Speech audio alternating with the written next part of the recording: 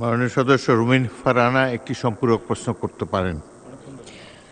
মাননীয় স্পিকার, আপনাকে ধন্যবাদ।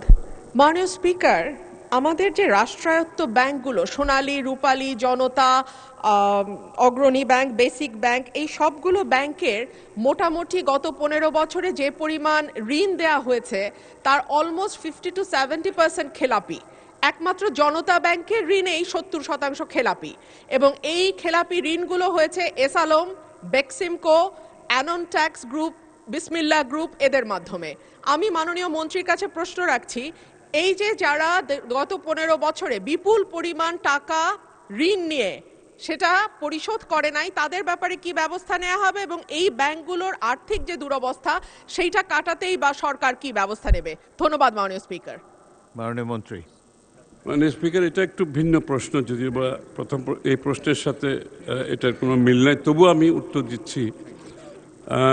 সেটা আমি তো বহুবার সংসদে বলেছি কি ব্যবস্থা নেওয়া হচ্ছে, কয়েকদিন আগেও বলেছি, এবং সকলের বিরুদ্ধে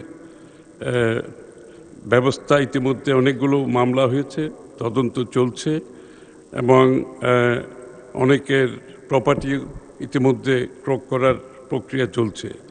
তো এটা এই ধারা চলতে থাকবে, এবং এই ব্যাপারে আমরা আগেও বলেছি বারবার, যারা দেশের টাকা লুটপাট করে বিদেশে গেছেন তাদের ব্যাপারে বিএনপি কোনো কম্প্রোমাইজ করবে না, এই সরকার কোনো কম্প্রোমাইজ করবে না, এবং এই ধারা অব্যাহত থাকবে।